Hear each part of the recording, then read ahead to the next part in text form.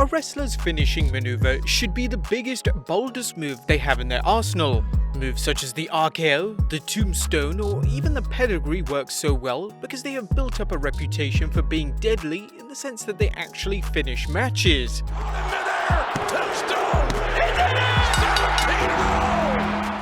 A wrestler's finishing maneuver should give them a sense of identity, and their finishing move in question should be one of the most important things a wrestler has in their overall presentation. However, sometimes a wrestler's finisher can be so lame that it's met with utter silence.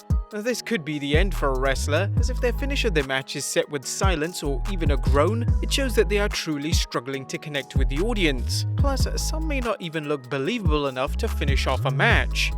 And it's time for the playmaker! But with that being said, here are 10 of the most lamest finishing maneuvers in WWE history.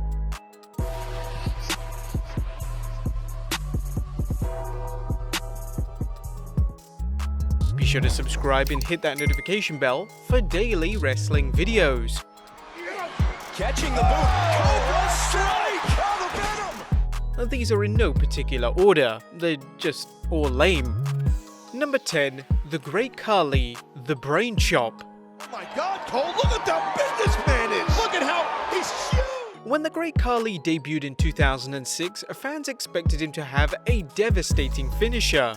After all, KHALI was a 7-foot man who looked like he could snap another wrestler with his bare hands. But when KHALI made his pay-per-view debut at Judgment Day 2006 in an infamous match against the legendary Undertaker, fans soon realized that KHALI simply couldn't wrestle. Naturally, his finishing move was as lackluster as his wrestling. His finishing move would simply be a chop to the head. Watch yourself here! Whoa! Chop to the skull! In fact, you could add this maneuver with a few sound effects and it would look even less devastating. What the hell's going on here? Oh, what a chop! Oh my God!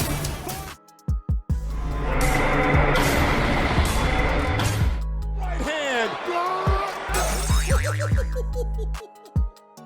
Notably, he pinned several top names such as The Undertaker and Kane with this awful move.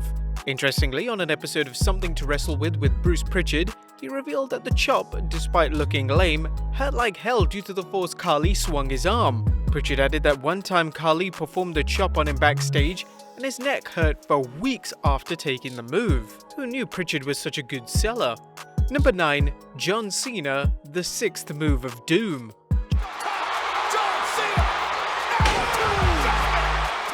John Cena has become infamous for having the 5 moves of doom, one move more than Kevin Nash's arsenal of moves. The 5 moves of doom is the idea that Cena only has 5 moves in his arsenal, but that's enough for him to seemingly win every match. Attitude adjustment, and Cena wins! Despite this, in 2018, Cena would finally debut a 6th move, and appropriately named it the 6th move of doom. A new maneuver that has a true foundation in Chinese culture. The move was promoted prior on social media and fans were expected to be blown away by the move as Cena had certainly got a lot better in the ring in recent years. Cena building momentum, second rope. What the? Cena! However, during the Super Showdown pay-per-view in 2018, Cena would finally perform the move and it was simply one of the lamest moves in WWE history. You don't think we're gonna see it, do you? Oh my gosh! Send it Toronto! Cena began by doing a bizarre cross with his arms, he then proceeded to throw a basic work punch at Elias in the match, and that was it. The fans in attendance didn't know what to make of the move as it was truly awful. It was made even worse that Elias had to sell a basic work punch as a finishing move and it just came across as comedic rather than impactful. The move was supposed to tie in with Cena doing a movie with Jackie Chan, but many fans failed to make this connection. Number 8, the Berserker over the top rope throw. In 1991, WWE debuted the Berserker. The character was a living, breathing wrestler Viking. Things don't change in the WWE, do they? Despite the gimmick being an interesting idea for the time, he was very much a comedic character and his finishing move expressed this. To be about 6'7", 6'8". The Berserker's finishing move would involve him throwing his opponent over the top rope and winning by countout. Yeah, you heard that right, countout. One of the worst ideas for a finishing move that WWE have ever come up with.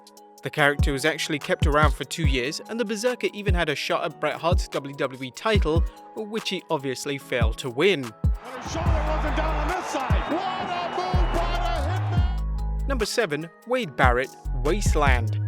And mark my words, I am going to become WWE champion here. Wade Barrett had all the tools to be a massive star. He received an instant main event push upon debuting on Raw as part of the Nexus stable. Many fans expected Barrett to win the WWE title in 2010, as it was over as hell, cut great promos. If I don't win this match, I fire you tonight. And was great in the ring. Despite this, one of Barrett's downfalls was his finishing move. Barrett, 416 pounds. Mark Henry slammed to the mat below. His finishing move would be called the Wasteland, and it would involve Barrett getting his opponent in a fireman's carry before awkwardly rolling them into the mat with little to no force. The finisher was terrible, and it looked like a wrestler had a soft landing and it couldn't have possibly hurt. The reaction of the crowd was always met with a bit of an awkward silence, as the move was so anticlimactic. At least to Barrett's credit, he would go on to use the bullhammer elbow, Barrett loading up the elbow for the bullhammer elbow. which was much better and matched his bare-knuckle fighting background. Number 6. Eva Marie, Sliced Bread. And now Seth Rollins. Oh man! The sliced bread is one of the coolest wrestling moves of all time. It involves the wrestler putting his opponent in a face lock before either running in the turnbuckles or naturally performing a backflip and driving the opponent down to the canvas. The move has to be performed by someone incredibly athletic for it to look good. Look at this! Cover! For instance, if you look at how Brian Kendrick performs the move, that's how you execute it to perfection. Everything and right there, the Brian Kendrick. Whoa! Look at the Kendrick. Unfortunately, Eva Marie used this as a finisher and it looks pretty awful. This is incredible. Now finally I have a badass finisher. Eva struggled to get the headlock on clean, never mind executing the rotation. She's learning how to win. Whoa! She would set up the turnbuckles for the move as if she was stepping on lava. It was executed so poorly that it actually received laughs from the live audience during a time in NXT. Number 5. Kelly Kick. And is that Nikki or Brie, Cole? Doesn't matter. That's Kelly delivering the goods. Now, Kelly wasn't the best women's wrestler in the world, but she did indeed try to get better as the years went on. Despite this, her finishing move remained as one of the worst finishes of all time. This little helper making Santa proud. The move involved Kelly running up to her opponent as if she was going to perform a Seth Rollins style curb stomp, then step up and perform a leg drop across the back. Oh, I don't think Kelly quite cares. Good night, Biggie. The move looked so poorly when Kelly executed it that the fans took a while to realize that it was an actual finishing move. Ultimately, the move looked poor because the execution was slow and sloppy. She even looked uncomfortable during the move, and ultimately it looked like it wasn't remotely painful for her opponent to receive it. Number 4. VIVKIE Guerrero, Cougar Splash. That hell hath no fury over a woman scorned. VIVKIE Guerrero exceeded all expectations in a role of managing talents such as Edge and Dolph Ziggler,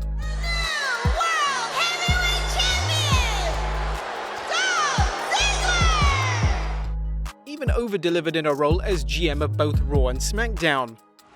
Let's just shake on it. Of course. Oh, wow! Despite this, whenever VIVKIE had matches, they were always terrible. Now, VIVKIE wasn't a trained wrestler, so naturally her in-ring work was gonna be laughable.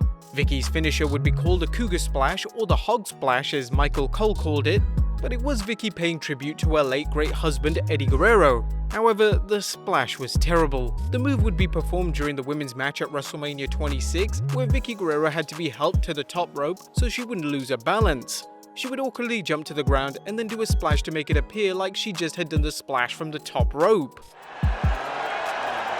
ahead, get your moment, Vicky. It was made even worse that Kelly was defeated at WrestleMania in a 10-diva tag match. Kelly was positioned as the top female talent at the time, so her being pinned at WrestleMania by VIVKIE to one of the worst looking finishers ever was not a great booking decision. Number 3. Brian Saxton, Saxtonation. Brian Saxton has won over fans for his decent commentary and his genuine appeal as a great human being. However, Saxton's wrestling abilities weren't the most appealing trait he had to offer. Saxton was part of Season 4 of NXT with Dolph Ziggler as his pro. Ziggler, Saxton, WWE Tag Team Champions, huh? Saxton would be infamous for revealing his finisher on this season, the Saxtonation. However, this turned out to be one of the worst finishers in the history of pro wrestling. Great defense now. Byron Saxton. Forward and back, just combined. In essence, it was a mix between the skull-crushing finale and the side effect, but Saxton couldn't decide which one to perform, so he changed his mind mid-move. It looked so bad that the camera had to quickly cut away from Chris Masters, who looked absolutely baffled that Saxton was using a move that bad as his finisher. Matt Striker rightfully summed up the move on commentary with the infamous line, "It was ugly, but effective." Number 2, Mojo Rawley, Hyperdrive. That's right, baby, because we're just getting started. This was day one, and it's the beginning. Mojo Rawley has attained a reputation for being a very annoying wrestler. The Get Hype gimmick is a gimmick that featured Mojo being overexcited for his matches in an energetic and intense manner. Well, we can't blame him for that. But despite this, his initial finish was one of the worst finishes of all time. It's about to go from bad to worse. Hyperdrive connecting. Mojo would jump around his opponent whilst they were laying down in the ring and then would proceed to jump and sit on their chest. Now, whether this was a callback to Earthquake during his days in the WWF, using the Earthquake Splash, his was a little bit more effective considering he was a 300-pound plus man. In Rawley's case, it wasn't quite effective. Luckily, he would retire the move after turning heel in 2017, where he would begin to use a running forearm smash, which suited him much better. Right now, look out, Ryder. Boom! What a connection there by Mojo. Despite the heel turn in 2020, Mojo reverted back to the original character, but we have yet to see the return of the Hyperdrive. No doubt the majority of WWE fans are hoping the move stays retired. And number 1, Veto Dress Code. In 2006, WWE re-debuted Vito as a cross-dressing man. The idea would come from Vince McMahon and Stephanie McMahon, who came up to Vito at a television taping randomly and asked him how would he feel about wearing a dress on television. Vito decided to accept the gimmick as he wasn't on television at the time, and he was worried that he would be released if they couldn't find anything for him to do. Nice got dress. This sexy dress, you got it right, babe. How about me and you go out and get something to eat? What do you think, huh?